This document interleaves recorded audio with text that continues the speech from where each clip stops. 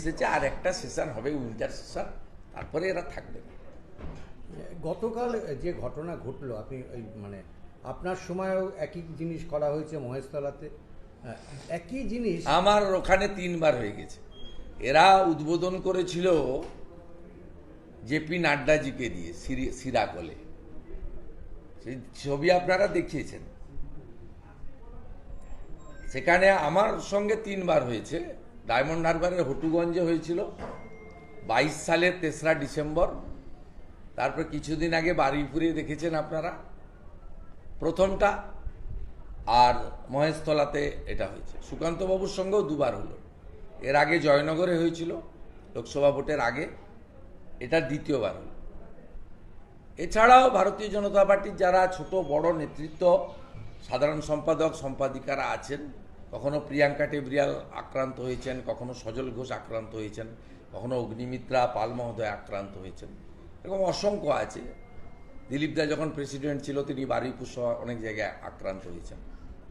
ওই জেলাটা কমপ্লিটলি একেবারে জিহাদি জঙ্গি এদের গুন্ডাদের হাতে চলে গেছে, সঙ্গে পুলিশ।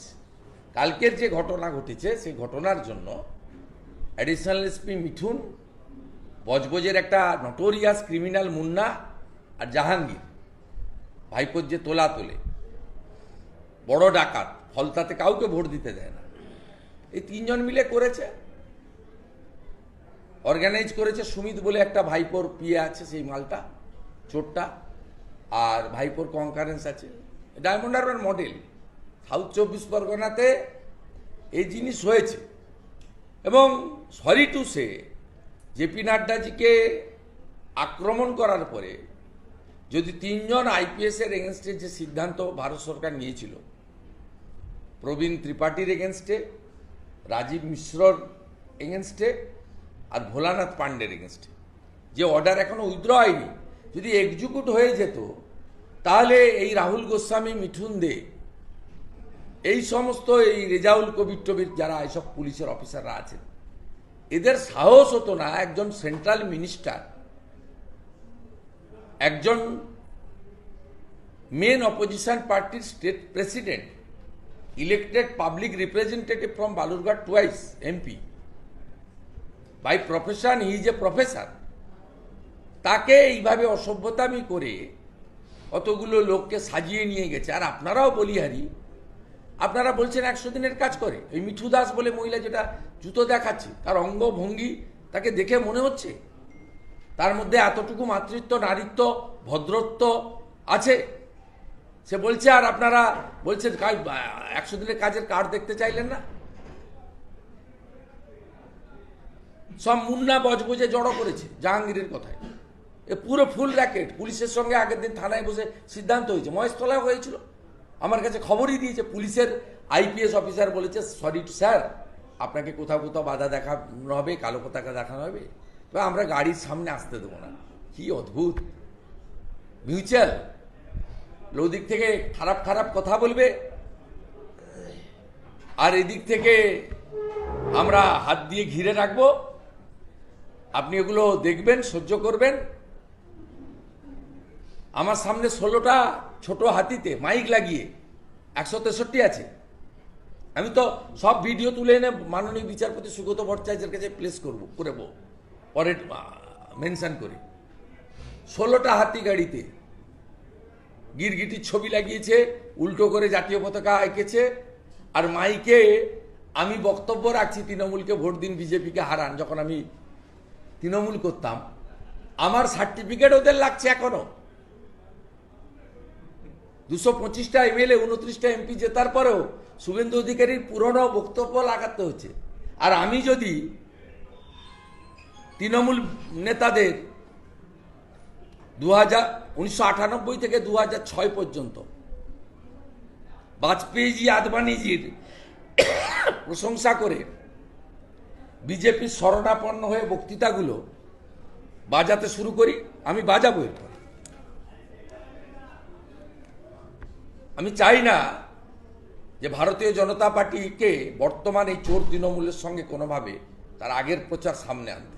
কিন্তু আমি খুব আনন্দিত যে আমি তৃণমূলের পক্ষে বক্তৃতা করছি, সেই ক্যাসেটগুলো বাজাতে হচ্ছে এবং আমাকে সার্টিফিকেট প্রচার করার দায়িত্বটা চোর ভাইপো এবং তার কোম্পানি নিচ্ছে পিসির অনুপ্রেরণায়। I am enjoying. কালকের যে ঘটনা, এটা বিচ্ছিন্ন ঘটনা নয়। এখনো বলি, ইলেকশন কমিশন যদি রাষ্ট্রপতির শাসন অথবা পুলিশকে কেড়ে নিয়ে নির্বাচন না করেন, তাহলে কোচবিহারের একটা অংশ, উত্তর 24 পরগনার একটা বড় অংশ এবং দক্ষিণ 24 পরগনা এনটিআর আরও কিছু কিছু জায়গা আছে, বিস্তারিত আর বলছি না, সেখানে কোনো হিন্দু এবং প্রতিবাদী মুসলিম কেউ ভোট দিতে পারবে না। আমি আপনাকে, যাকেই সন্দেহ হবে, হিন্দুদের কথা তো ছেড়ে দেন, ভোট দিতেই দেবে না। আর যদি কোনো মুসলিমকে সন্দেহ হয় এ পীর সাহেবের পার্টি করে, মিম করে বা অন্য কিছু করে, তাকেও ভোট দিতে দেবে না। তৃণমূল কালকে থেকে বলা শুরু করেছে যে সুকান্তবাবু জিহাদি বলেছেন। আমরা দেখলাম সুশীল বাজার থেকে শুরু করে। আমি তো ডেলি বলি জিহাদি। তো যারা রামলীলা ময়দানে দাঁড়িয়ে বলে 50টা জায়গায় 2000 করে লোক বসাবো জেলাতে, 15 মিনিটে কলকাতাকে টাইট করব, যারা on the floor of the assembly বলে তোমাদের তো আমরা 2 তোমাদের 2 আর আমাদের 2 আমাদের 4, আমরা 2 আমাদের 4,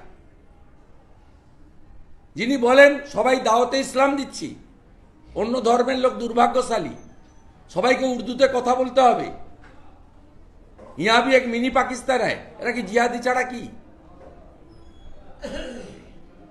যারা অপারেশন সিঁদুর নিয়ে প্রশ্ন তোলে, যারা অবন্তপুরা পুলওয়ামার ঘটনাতে সবুত কাহা, ডকুমেন্ট কাহা প্রশ্ন তোলে, তাদেরকে কি বলবেন? ওদের এমএলএ, ফারাক্কার এমএলএ ব্যান অর্গানাইজেশন PFI প্যারেডে যায়, তাকে কি বলবেন? আপনি ভদ্রলোক না জিহাদি? ধুলিয়ানে কোর্টের রিপোর্টে মেহবুব আলমের নাম আছে, তিনি জিহাদি না ভদ্রলোক? হাসান আহমেদ ইমরান সিমি রাজ্যসভায় যায়, তিনি জঙ্গি না জেহাদি না রাষ্ট্রবাদী? বেশ করেছে সুকান্ত মজুমদার বলেছে, আমি তো ডেলি বলি, নাম ধরে ধরে বলি। তৃণমূল কংগ্রেসের মুসলমান নেতাদের অধিকাংশ এই মানসিকতা এবং এই কাজে লিপ্ত থাকেন, সবাই জানে। সম্প্রতি যত দাঙ্গা হয়েছে সব তৃণমূল কংগ্রেসের নেতারা করিয়েছে এবং প্রকাশ্যে দাঁড়িয়ে করিয়েছে। মোথাবাড়ি হোক, ধুলিয়ান হোক, শামশেরগঞ্জ হোক আর মহেশতলার রবীন্দ্রনগর হোক, ইটস ক্রিস্টাল ক্লিয়ার। সে জমানা নেই যেদিন গনি খান চৌধুরী, জয়নাল আবেদিন, গোলাম ইয়াজদানি, আব্দুল সাত্তার, হাবিবুর রহমান, নুরুল ইসলাম চৌধুরী, আব্দুল গফর, আব্দুল বারি,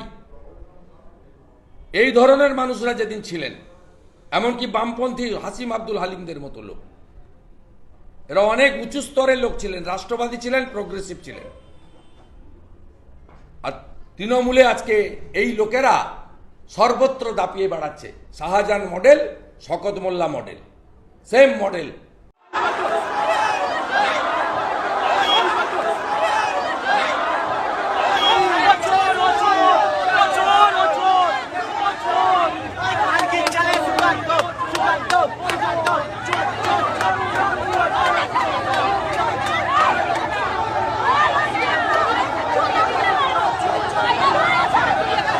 গালিগুলো শোনাও, একটু গালিগুলো শোনাও, গোটা ভারতবাসীকে যে গালিগুলো শোনাও, আর মমতা বন্দ্যোপাধ্যায়কেও শোনান, যে গালিগুলো দিচ্ছে সেই গালিগুলো একটু মমতা বন্দ্যোপাধ্যায়কে শোনান। কি শিক্ষা তৃণমূল কংগ্রেসের? তোর বাবা চোর, জাহাঙ্গীরের অবৈধ সন্তান।